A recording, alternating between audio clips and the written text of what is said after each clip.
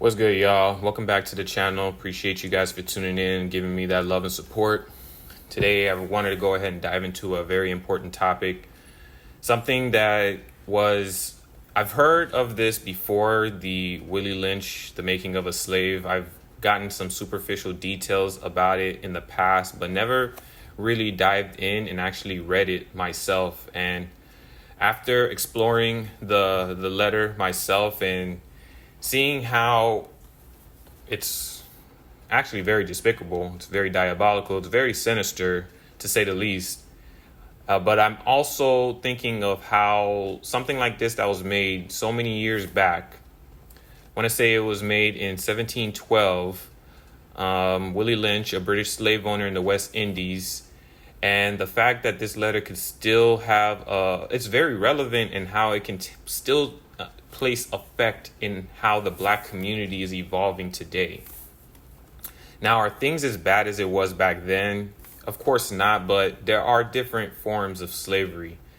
This was by all means so diabolical after reading this, but we're going to go ahead and tap into it, talk about it, see exactly how it's affecting the black community today, and just solutions as far as like how we can kind of break out of that hold and the destructive trauma that has been has caused us for so long.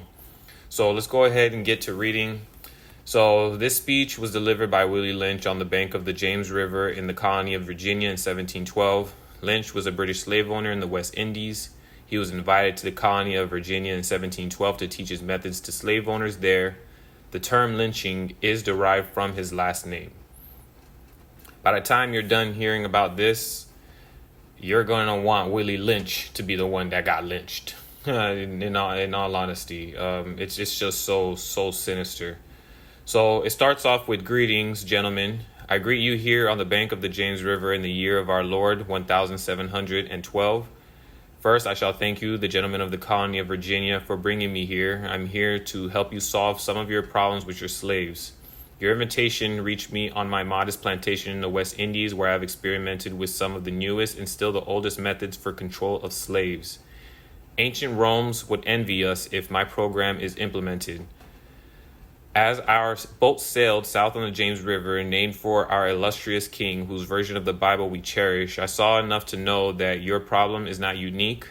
While Rome used cords of wood as crosses for standing human bodies along its highways in great numbers, you are here using the tree and the rope on occasions. I caught the whiff of a dead slave hanging from a tree a couple miles back. You are not only losing valuable stock by hangings, you are having uprisings, slaves are running away. Your crops are sometimes left in the fields too long for maximum profit. You suffer occasional fires, your animals are killed. So pretty much what he's getting at is that there is a lot of rebellions and what do you expect? Of course there's going to be a lot of rebellions and revolts. Like people don't want, black people want to like get punked and like be told what to do and like have to do manual free labor and just get beat on all day and every day. I mean, what do you expect? It's like the people of the past did not understand that the actual problem in itself was to not enslave a whole race of people to just get some cheap labor to fill up their pockets. You know, we were just sought out as a means to an end, and by the time they ended up getting what they wanted, they were going to try to exterminate us. Unfortunately, this is just some ways of how they were doing it, how they kept us mentally shackled, keeping us in fear, keeping us in distrust, and just overall just dividing our community. And because it happened 300 years ago, it doesn't necessarily mean it's not something that's relevant today. So, and then on I go, gentlemen, you know what your problems are. I do not need to elaborate. I'm not here to enumerate your problems. I'm here to introduce you to a method of solving them.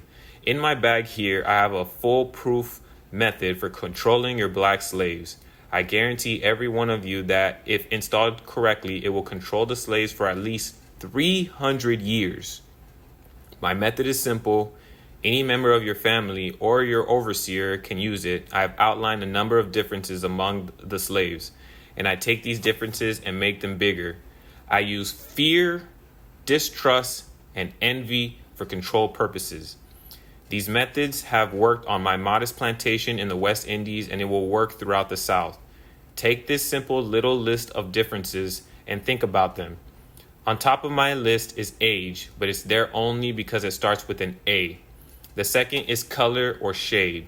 There is intelligence, size, sex, sizes of plantations, status on plantations, attitude of owners, whether the slaves live in the valley, on a hill, east, west, north, south, have fine hair, coarse hair, or is tall or short. Now that you have a list of differences, I shall give you an outline of action. But before that, I shall assure you that distrust is stronger than trust, and envy stronger than adulation, respect, or admiration. The black slaves, after receiving this indoctrination, shall carry on and will become self-refueling and self-generating for hundreds of years, maybe thousands. Absolutely despicable, absolutely disgusting. So what he's pretty much getting at here is that they would always try to pit, for instance, like color, shade. They would pit the darker skinned slaves against the lighter skinned slaves. They would pit the older slaves versus the younger slaves. They would find ways so that there wasn't any kind of unity amongst us. We're always competing so that we get the better treatment, not knowing that if we actually worked together, we wouldn't have to deal with that BS in the first place. It's very sinister. It's very insidious. And how it translates into today is just the fact that, like I said, the black community just happened to we're not able to unite. You see all these other different races, Asian, whites, Latino. It doesn't necessarily matter which race of people, but they are willing to put certain differences aside so that they can work together, so that they are able to prosper in their communities, especially when it comes to building their own businesses, trying to get their own land, trying to develop more economic power. All this stuff play in together when you can unite a community of people. But when you've been dealt with a blow like this, getting beaten on, what do they call that? They butt break you. They get the most revolting slave out of all of them, the biggest, the meanest, whatever. I think that's what he said in the letter. Make an example out of them. They tie his arms to two different horses, and they make sure that the horses, not just his arms and his legs. They tie him to the horses, and they make the horses run in opposite directions, and they burn him and make sure that the other slaves, the mothers and the children, are watching, so that if any chance that you have the thought of you revolting, this is what's going to happen to you. And it's very sickening. I mean, there's no, when we come out the womb of our mother, we don't, at least I don't think, I never thought like this. I never thought of any color. I never saw yellow. I never saw blue. Well, you know what I mean. I never saw, white. I never saw Asian. I never saw Latina. I never saw Guyanese. I never saw any of that stuff. As a kid, you just wanted to play with other children that were around your age. You just wanted to have fun. You didn't necessarily care about the whole race thing. It's not until as you get older, things like this are kind of instilled into you. Hate isn't something that's just something you're born with. Hate is past, and these people passed generational hatred and trauma through many, many, many generations, and is still taking into effect today. So going back to the whole killing a man in front of his children, in front of the women, think about how that plays in today's culture. In today's culture, you see it with police brutality. They make sure that the media sees the black men getting killed. And by doing that, they make sure that they keep everyone in line. So it's not really any different. It's not really any different from what happened back then as opposed to what it is now. Now we just have the media and we just happen to witness all this stuff.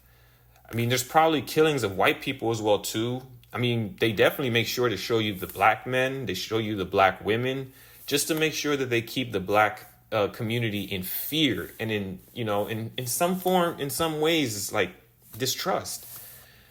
So it's really sad. It's as well as the whole envy part.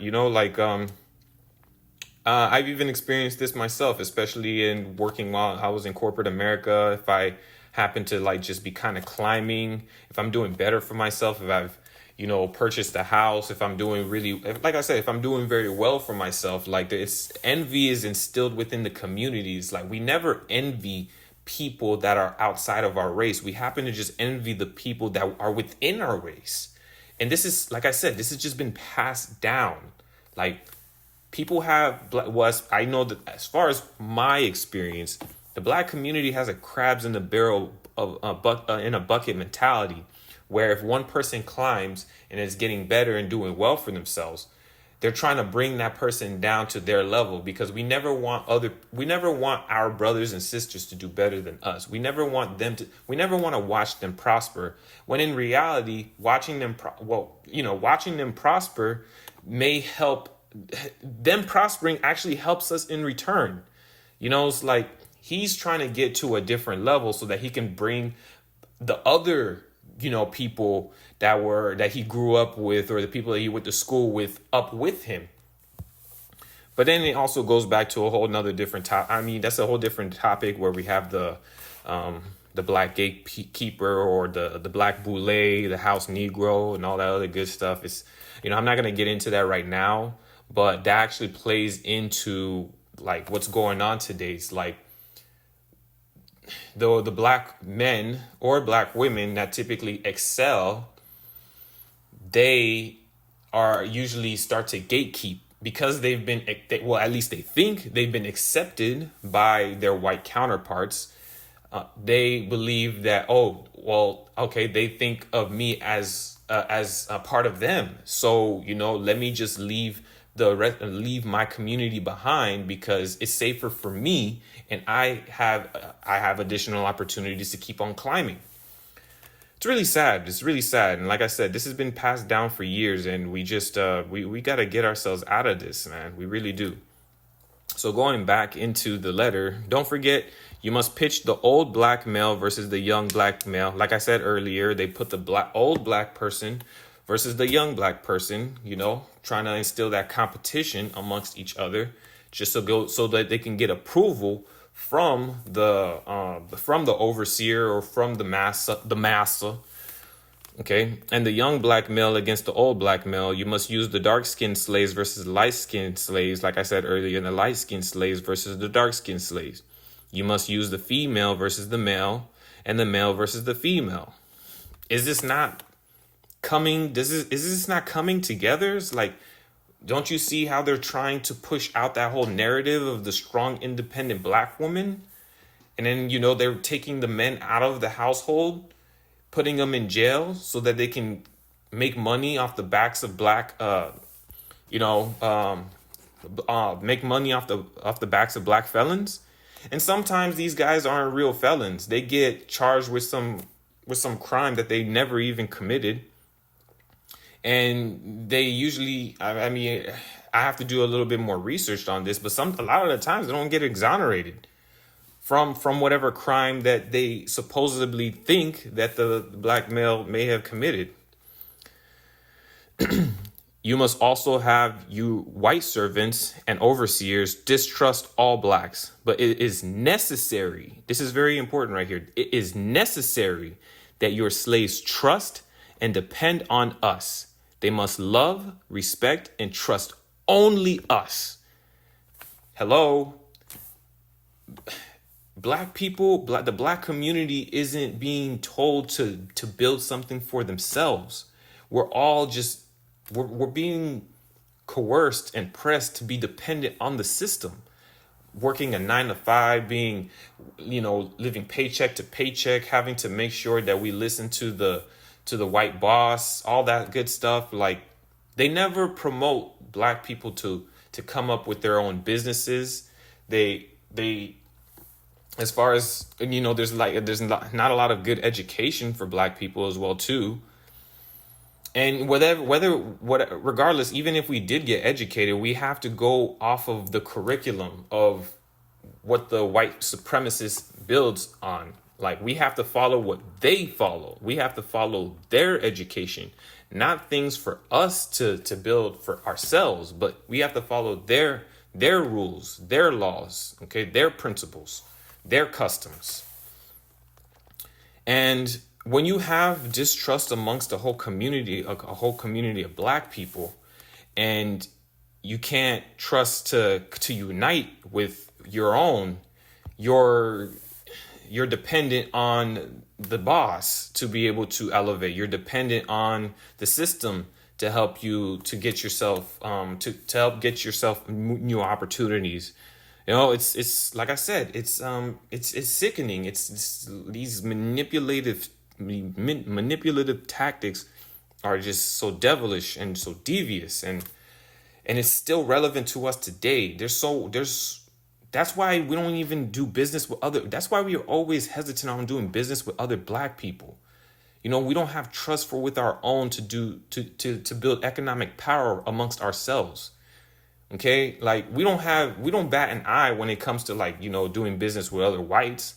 We don't have a problem buying whatever product or service or whatever from another white man. But when it comes to doing business with a black person, it's just like, whoa, wait, hold up now. I ain't trying to get my, I don't want my car to get broken down. It's like, I don't really trust you with my car. I don't trust you as a mechanic, even though you've had like 30 years of experience working on cars. I still would prefer going to the white man who's only had like 2-3 years of experience, as opposed to the man that's had 20-30 years being a mechanic.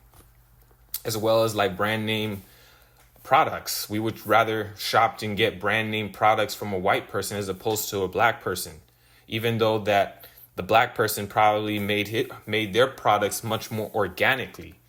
So it's like I said, all this stuff has just been instilled in us at such an early age, and it's been so prevalent and so relevant today, and we don't even see it. It's just something so unconscious, So back to what I was saying, gentlemen, these kits are your keys to control. Use them. Have your wives and children use them. Never miss an opportunity. If used intensely for 1 year, the slaves themselves will remain perpetually distrustful. Thank you, gentlemen. There you go. If used intensely for 1 year, the slaves themselves will remain perpetually distrustful. And look what's going on now. We are perpetually distrustful, not doing business with each other, not trusting each other in corporate America, because, they pit black people against each other in corporate America. It's sad. It's very sad. We can't even trust like some of the women that we date these days. I mean, they hypersexualize the black woman, making her seem like the Jezebel spirit.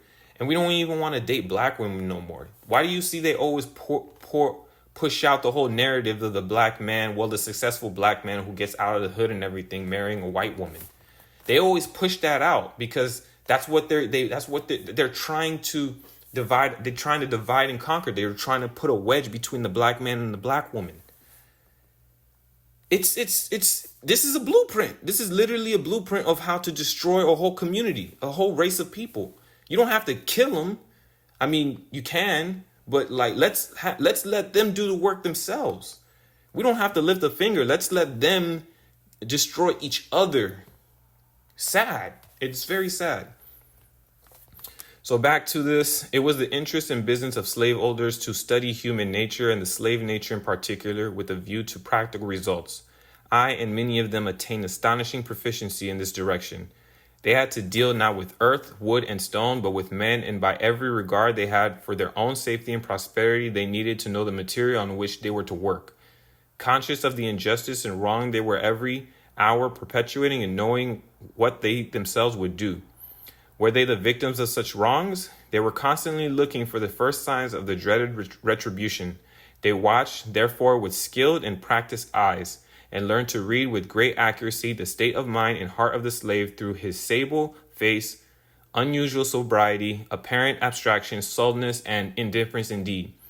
Any mood out of the common was afforded ground for suspicion and inquiry. Wow, they literally watched us like a hawk. They studied us every single second, minute, hour of the day.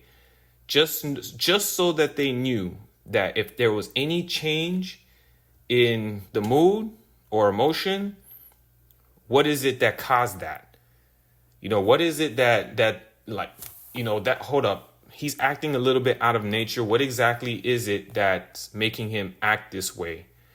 And does he have the look of I'm ready to rebel? Like they literally to a T, to the science. They made sure to watch every single action, every single emotion, every single facial gesture, everything.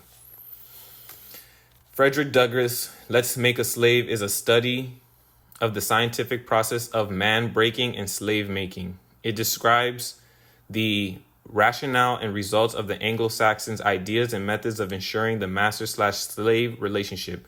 Let's Make a Slave, the original development of a social being called the Negro. Let us make a slave. What do we need? First of all, we need a black man, pregnant N-word woman, and her baby N-word boy. Second, we will use the same basic principle that we use in breaking a horse, combined with some more sustaining factors. What we do with natural state in nature, whereas nature provides them with the natural capacity to take care of their offspring. We break the natural string of independence from them and thereby create a dependency status so that we may be able to get from them useful production for our business and pleasure. See that? Dependent on them. They want us dependent on the system. They don't want us to think independently. They don't want us to build businesses independently. If we're dependent on them, that gives them all the power. That gives them all of the economic power. They decide our fate. They decide our destiny. Okay? They decide where we live. They decide if we get to take that trip outside of the state, take that vacation out to the islands. They decide how much food we get to buy. They decide everything. We keep on thinking that we are dependent on them. You got to think for yourself. Cardinal principles for making a Negro. For fear that our future generations may not understand the principles of breaking both of the beasts together, the N-word and the horse. We understand that short-range planning economic results in periodic economic chaos, so that to avoid turmoil in the economy, it requires us to have breadth and depth in long-range comprehensive planning, articulating both skill-sharp perceptions. We lay down the following principles for long-range comprehensive economic planning. Both horse and N-words is no good to the economy in the wild or natural state, but both must be broken and tied together for orderly production. For orderly future, special and particular attention must be paid to the female and the youngest offspring. See how they're targeting our black women and the children. They got to start the children at a very early age. It's programming. Is when you can program a child to think a certain way of themselves at a very, very early age, it starts to manifest as he becomes an adult. When he's dependent as a child, he becomes dependent as an adult. If she becomes dependent as a child, she becomes dependent as an adult. Both must be crossbred to produce a variety and division of labor. Both must be taught to respond to a peculiar new language. Psychological and physical instruction of containment must be created for both. We hold the 6 cardinal principles as truth to be self-evident based upon the following: the discourse concerning the economics of breaking and tying the horse and the N-word together, all inclusive of the 6 principles laid down about. No, neither principle alone will suffice for good economics. All principles must be employed for orderly good of the nation. Accordingly, both a wild horse and a wild or nature N-word is dangerous, even if captured, for they will have the tendency to seek their customary freedom, and in doing so might kill you in your sleep. what do you expect? But anyone, not even just black people, don't want to be enslaved. You know, it's like, what do you expect? That's why there's been so many. A lot of them have been kind of swept under the rug, but there's been a lot of revolts, a lot of rebellions that these guys aren't really telling you about. You know, it's been plenty during the transatlantic slave trade. There was, there was the Stonewall Rebellion. There was plenty that happened, but a lot of them are that's not told because they. But the history repeats itself, though. It's like when you try to subdue a whole group of people and they know that they shouldn't be subdued, they are going to find a way to rebel because they know that their destiny is in their own hands, and they know that they were not born to be subjected to this type of cruelty. So it's like, what do you expect? I mean, the whole thing with Nat Turner, where he got a group of slaves with him and killed a lot of the enslavers in their sleep. Actually, I'm about to get to that part right now. Accordingly, both a wild horse and a wild or nature N-word is dangerous even if captured, for they will have the tendency to seek their customary freedom, and doing so might kill you in your sleep. Exactly. That's what Nat Turner did. That's what Nat Turner did. Actually, I think he killed about 100 plus enslavers, if I'm not mistaken. You cannot rest. They sleep while you are awake and are awake while you are asleep.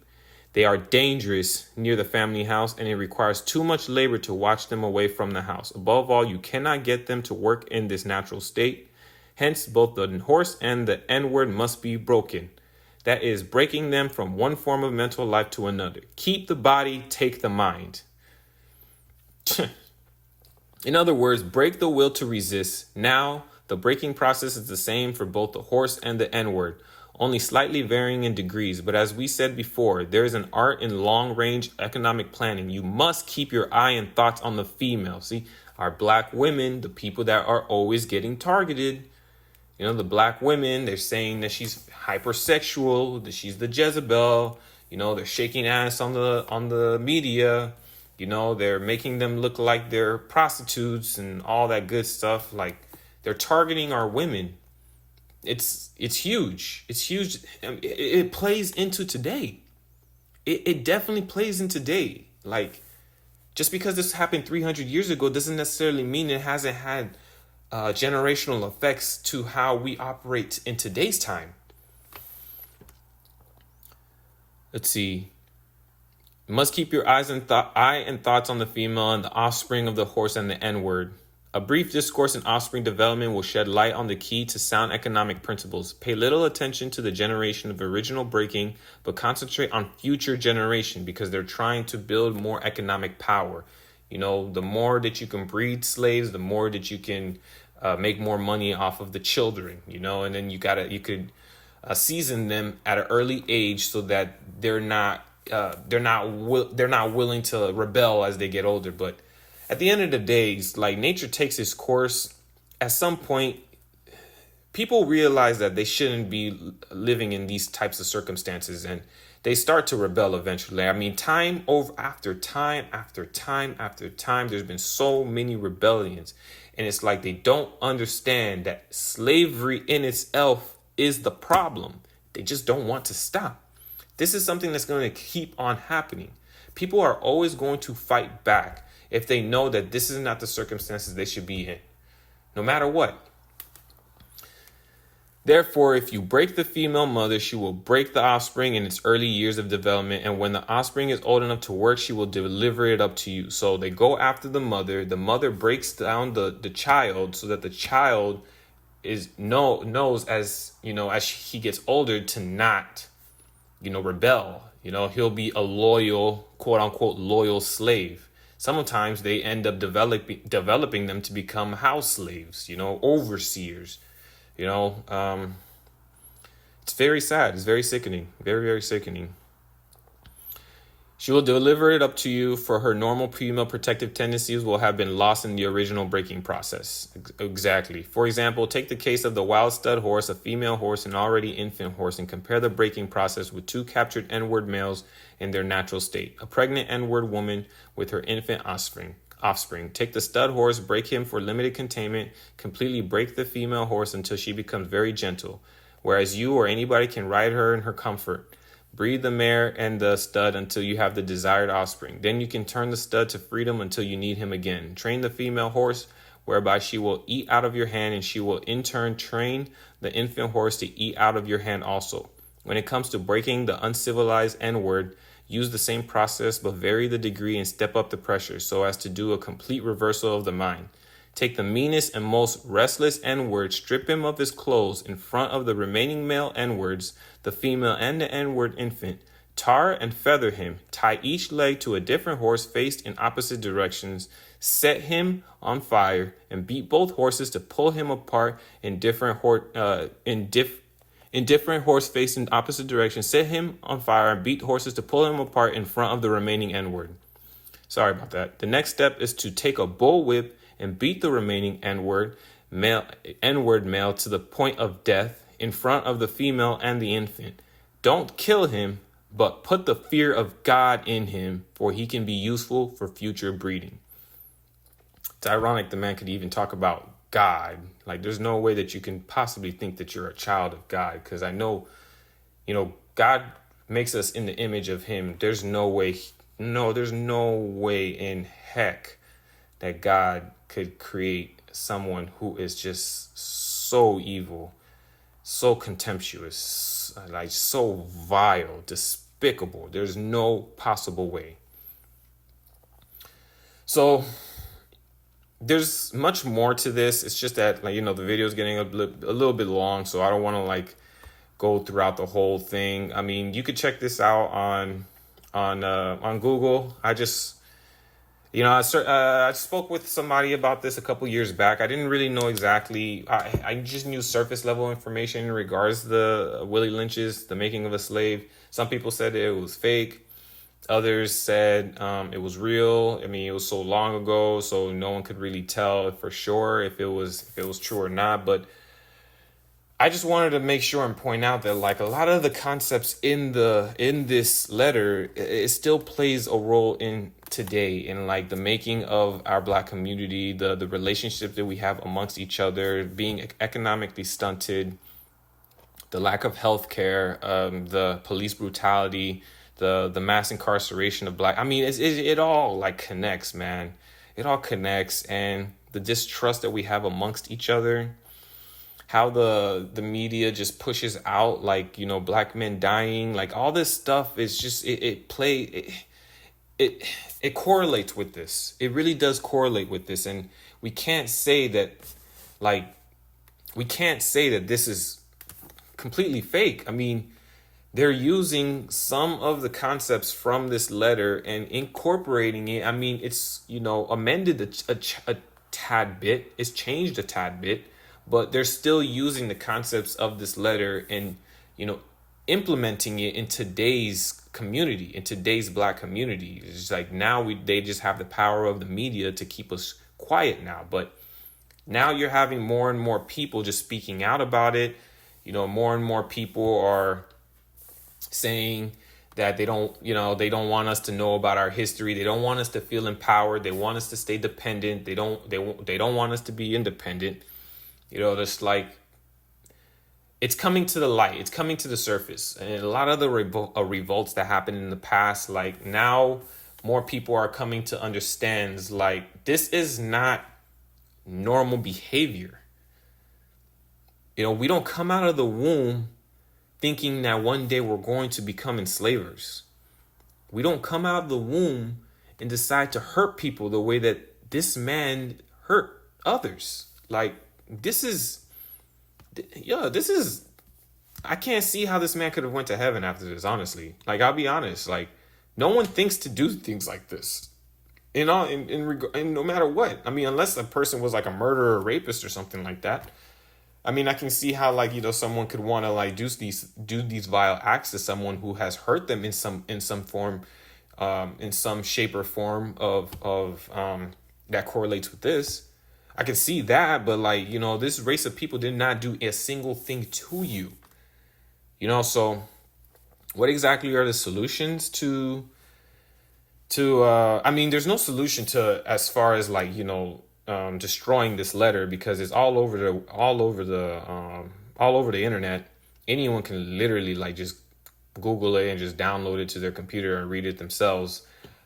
I advise that you do not. I don't think that I'll ever sleep soundly at night now because I've read this. But as far as solutions goes, I think one of the biggest things is just like learning to have more trust in our counterparts. Well, not our counterparts. Well, somewhat.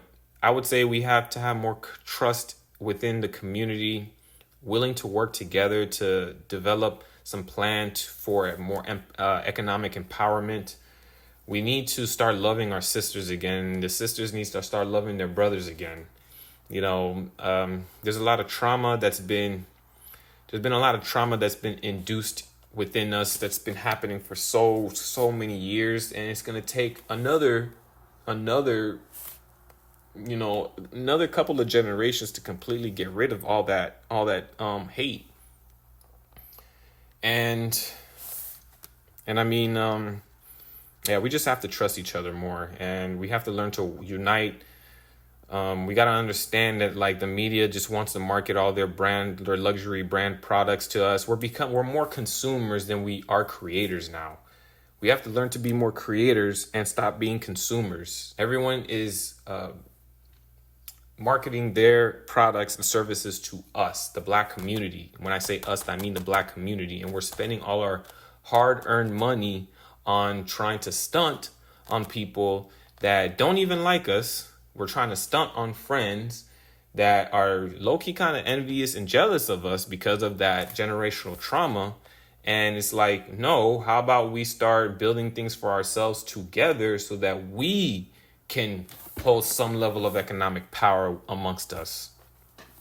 And just like I said, just learning to unite. But yeah, that's all I've got to say for today. I know this video is pretty long, but I figured I should, kind of share this because this is very important information here, man. This has caused so much destruction within the Black community, and we need to start being aware of what's going on and find solutions to be able to like kind of get out of that grip of trauma, of pessimism, of control. Like we just need to find ways to be able to release those shackles on us, So thank you guys for tuning in. I appreciate it if you guys would like, comment, subscribe, and just, hey, just kind of, I'm just hoping that you guys can help me to like, pass the word along so that we're able to like unite our community and just help to make this world a better place, make our country a better place, But you guys have a good one, man.